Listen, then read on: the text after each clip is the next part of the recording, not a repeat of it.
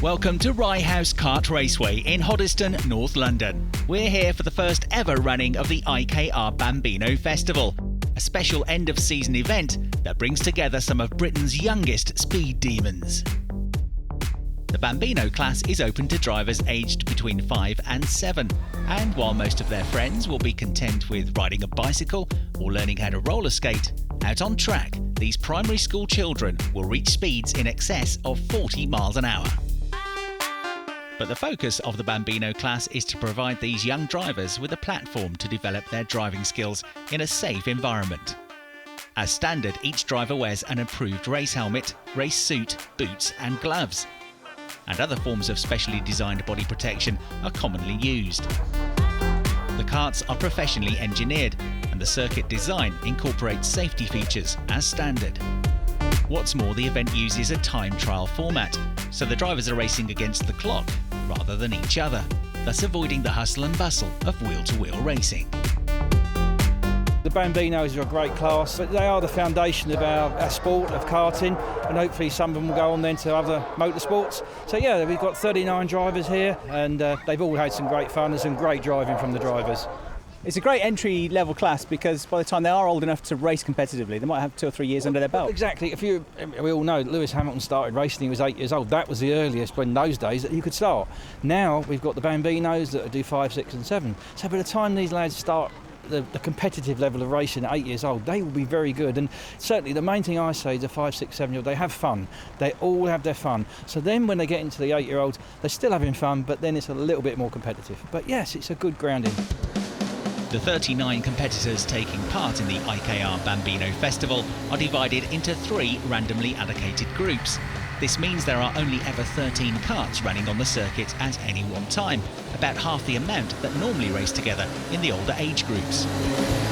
This gives them space to concentrate on recording fast lap times, which is the aim of the game, because at the end of each heat, the driver that sets the fastest lap time scores the most points. Each driver competes in 3 heats, at the end of which the top point scorers go through to the final. But before the competition got underway, the organisers were keen to make sure that the children were also having some fun at this pre-Christmas end-of-season event. And so the festival opened with some parade laps for the drivers, led around Rye House by none other than Santa Claus. And now you know how he gets around when the reindeers need a day off. In addition to those who are already beginning to make a name for themselves, the Bambino Festival attracted a number of drivers and parents new to the sport, all here to gain valuable experience. You're quite new to it, aren't you? How long have you been doing this? How many times have you been here? I think 3. And you enjoy it? Yeah, Why? Why do you enjoy it? because I'm going really fast. Is that not scary though? No. Tell me about the track. Is it difficult? Which bits do you like best? The straight. Well, because you're going fast. You prepare the kart and look after the kart. Is there much work involved in that? It's a big learning curve for me. I'm sort of learning as we go. With the Coma engines that they race, they're pretty simple and pretty straightforward. Not a lot you need to do with them. I know a lot of the other guys down here, the more competitive ones, they are tinkering and playing with tyre pressures and things like that all the time. As I say, but we're learning as we go, so as a minute I just start it up and let him go. How did he take to it the first time he sat in one? He crashed a lot. Yeah, no, he does all right. He's getting better, but still not the fastest out there. He's not going to be for a long time, but he's having fun, so that's all that matters really. Does George actually listen to you when you try and give him advice, or is that difficult? No, not at all. He does his own thing. Sometimes you want to pull your hair out. We went last weekend. I took him out in my kart just trying to show him the race lines, and he actually ran me up the back and nearly sent me off the track. So yeah, no, don't listen at all. He does his own thing, but as long as he's having fun, that's all that matters, I suppose. You're relatively new to this. Yeah, it's only been a couple of months since we started. It's still very new to us. We don't know much about it, but people here at Rye House, Ryan especially, has been superb. The help the guys here give is phenomenal. So it's been an easy introduction, I would say. How about the other teams and drivers? Do they help if you need a bit of advice? Yeah. No, everyone's great here. It's everyone's friendly, everyone helps each other, and it's just good fun. Why did you choose racing and not football? Because fun. Where's your favourite bit of the track? Straight. Where's the most difficult part though? The turn. Some of the hairpins maybe? Yeah. It seems one of the great things about the sport is that it's a great chance for you to get out at the weekend and bond together. Yeah, no, absolutely. I mean, we come here twice a week, and he loves it. He spends a bit of time with me, and we're just getting to know the sport. So I mean, they're really good here, some of the kids. So we'll see what happens today. A number of today's well-known professional racing drivers began their careers here as young, aspiring kart racers. But Rye House's most famous son is a certain 3-time Formula One world champion. This used to be his local circuit. He still visits from time to time, and there's no doubting that he's a hero to this generation of young racers. Who's your favourite driver then? Lewis Hamilton. Lewis Hamilton. Yeah, Lewis Hamilton. Who's your favourite driver then? Formula One? Lewis Hamilton. Why do you like him? Because he wins all of the trophies. Because he's so quick. Maybe you can race against him one day. Do you think you could race in Formula One one day? Would you like to? Yeah, Which team would you race for? Lewis Hamilton. Of course, you always get one. He's going to go next. So yeah, do you want to go kart for Christmas, Franks? Yeah? Who's your favourite racing driver? Ferrari, yeah? Got the wrong suit on. I know. A wet circuit greeted the drivers for the first set of heats, and with the field split into 3 randomly allocated groups, number 46, Lewis Islan, was the driver setting the early pace in Group C. He was followed by number 69, local Hoddesdon Kart Club champion Eden Spanswick, and number 90, Joe Lewis, who finished 3rd in the 7-minute session. A competitive Group B featured a number of regular Rye House frontrunners, including number 80, Callie Clifford, and number 14, Lucy Pegram, who finished 3rd and 4th respectively in the season-long Hoddesdon Kart Club Championships. However, fastest in the group was club champion Macaulay Bishop in the number 68 kart. There was also a strong start to the day for number 98, Lewis Werrell, who scored good points for netting the 2nd fastest time of the session, with 3rd place going the way of number 43, Archie Clark. In Group A, it was number 16, Freddy Duncan, who recorded the 3rd fastest time, with number 45, Freddie Hounsley, 2nd quickest in the session. Damien Bruce Haggett had already taken one major title here at Rye House when he won the prestigious London Cup earlier in the season, storming to victory in all of his races on that occasion.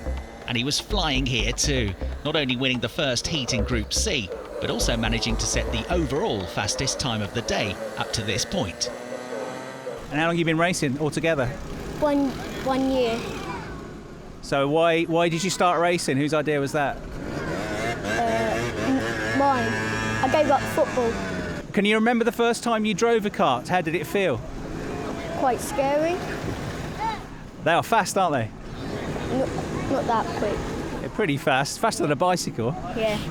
After a year of racing, have you improved a lot? How many trophies have you won? 38. Do you race in the national championships as well? Yeah. And how did that go this year? Quite good. Yeah. Where'd you finish? 4th. That's really good. Is that the first time you've done it as well? Yeah. Damien picked up where he left off by taking another victory in his 2nd heat. But he wasn't the only one to master the slippery conditions.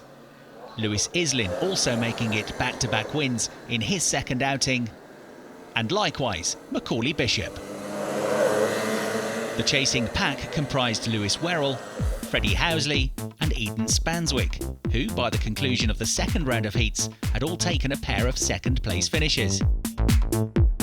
And with their combined points total from the first 2 heats, Archie Clark, Joe Lewis, Reg Hayward and Freddy Duncan were also running in the top 10 and therefore in a position to qualify for the final. So with just 1 heat remaining, this is how it looked at the top of the leaderboard.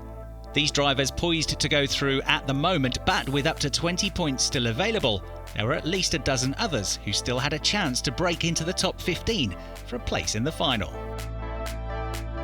Coming up after the break, the drivers get a lesson in professional drifting, Santa challenges the kids to a scooter race, and we build up to the final of the 2016 IKR Bambino Festival. See you in a few minutes.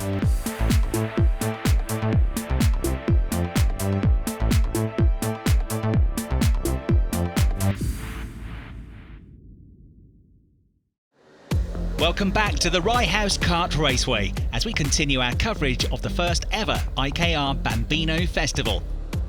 Although relatively mild for the time of year, early morning rain had left the circuit wet and slippery. With the conditions gradually worsening as the day went on, and drivers pushing as hard as they could to score points by recording fast lap times in each session, this was proving a stiff test for the young drivers, many of whom were at the end of only their first season of racing. You have to push to the limits to succeed, and inevitably this can result in the odd moment out on track.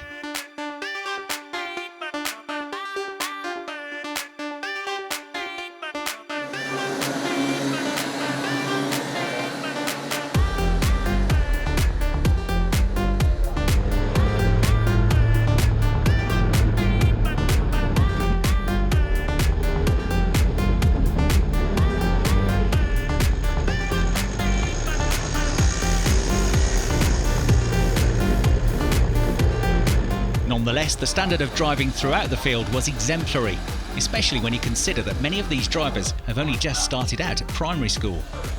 In terms of the equipment, the Bambino class sets out to provide a level playing field.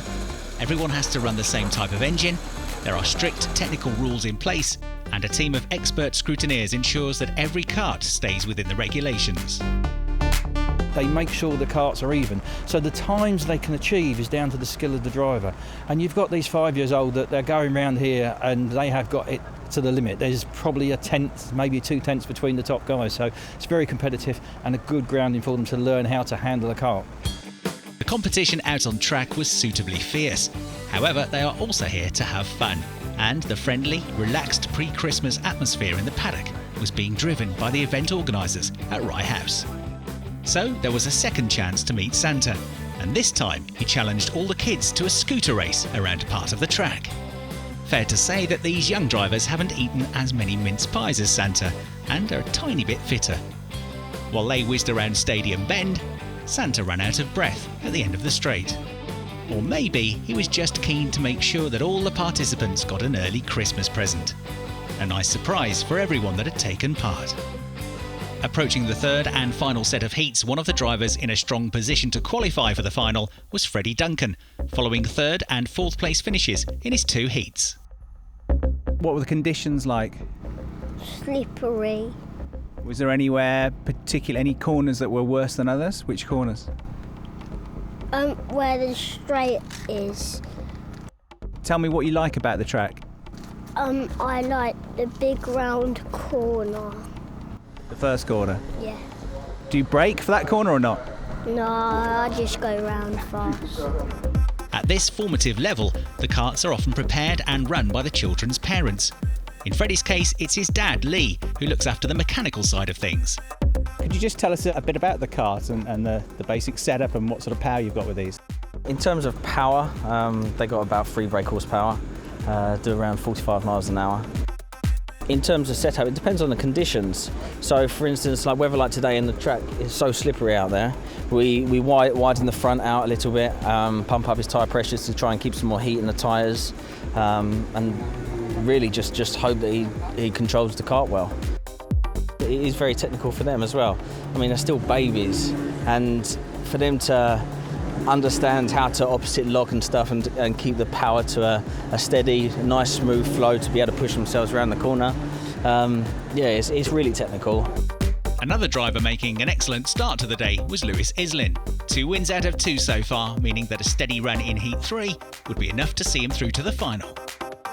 Lewis, how was that for you? I think it's really good. How slippy was it? Quite slippery. Could you see where you were going out there? Because the rain got quite heavy. My visor got kind of wet, so I couldn't see very well. How does it feel when you're driving it? It must be pretty fast, yeah? It's really wet out there, and I feel I'm going to slip and crash, but I didn't. How much work goes into putting the kart together before the meeting and while you're here as well? Oh, we're here 3-4 times a week. Hours, we're here from like 6, 7 in the morning till 5, 6 at night, so a lot. And how do you find the paddock? Is it, I mean, it's competitive clearly, but is it friendly as well? Oh yeah, friendly. The kids, they all get on well together. We've got a load of friends here. It's really good for them, good learning. Into the third and decisive set of heats, with 39 drivers battling to score enough points to make it into the top 15 for a place in the final. Up to this point, Damien Bruce-Haggett and Lewis Islan had dominated Groups A and C respectively. And despite wetter conditions during the afternoon, both managed to maintain their 100% record to guarantee a place in the festival shootout. Having taken a couple of second-place finishes up to this point, Lewis Werrell moved up to third place in the standings when he won the final Group B heat. Macaulay Bishop had been the other driver going into the final with a 100% record, but could only manage the fourth fastest time in the last Group B heat, but was still comfortably through, while Freddie Housley and Eden Spanswick both remained in the top 6 after securing a trio of second-place finishes. The last driver to make the top 15 cut was number 6, Sonny Boxall, who accumulated 41 points from the 3 heats. Number 80, Callie Clifford, and number 17, Henry McCarthy, were unlucky, both missing out on a place in the final by just a single point. So with the qualifying heats complete, these are the 15 drivers who made the cut. Damien Bruce-Haggett and Lewis Islan joined top after taking those 3 straight heat wins apiece. All of these remaining drivers would now carry their points through to the final, with a chance to add to their score. As in the heats, the winner of the final would pick up another 20 points, with 18 for second, 16 for third, and points all the way down to 15th place. But before the big finale, the Bambino Festival organisers had laid on another treat for the drivers, their families and the spectators, by inviting professional drifter Steve Stiggy Evans to run some demonstration laps around the circuit. Steve was behind the wheel of the Mighty, his 350 brake horsepower rear-wheel drive Toyota Starlet that he originally used to compete in drag racing competition. Steve turned his focus to drifting in 2004 and has since competed in various British and European championships. And here he was laying on a terrific display of precision driving. Quite a feat, given that he's used to having a lot more space than around the relatively tight confines of the Rye House Kart Raceway. And everybody was rewarded with a dazzling display of drifting that proved to be a real crowd favourite and provided the perfect build-up to the final.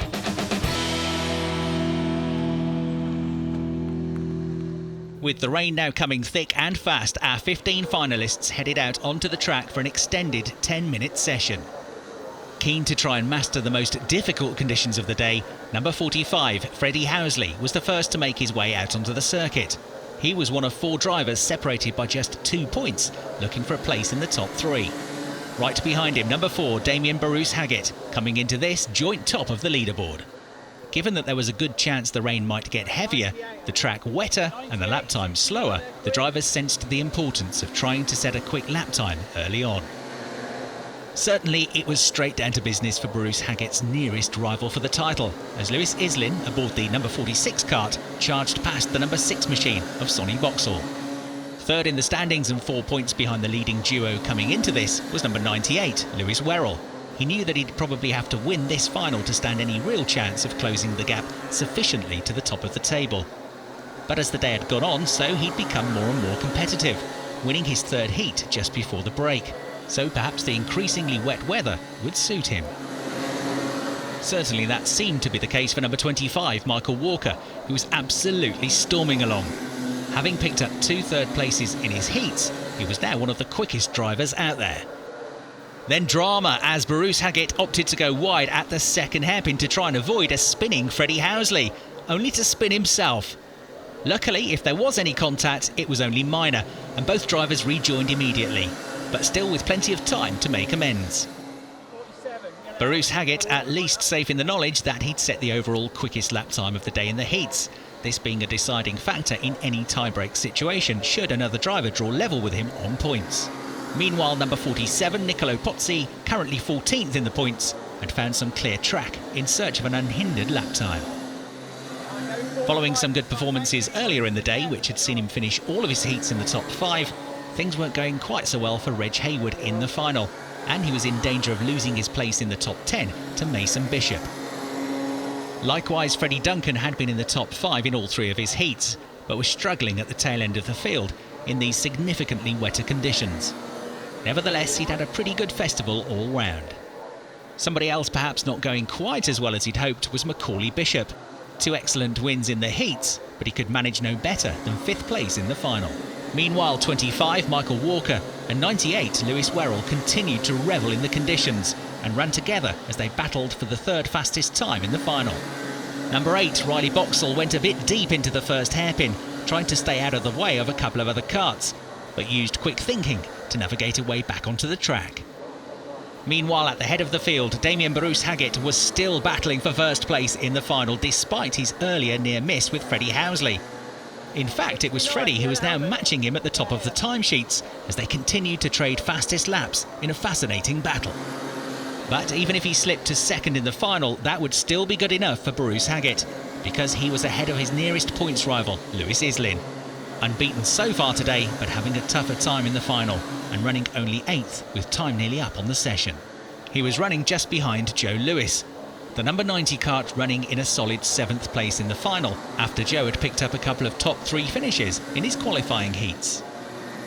Eden Spanswick had also been one of the stars of the heats, but suffered a late spin at the first hairpin.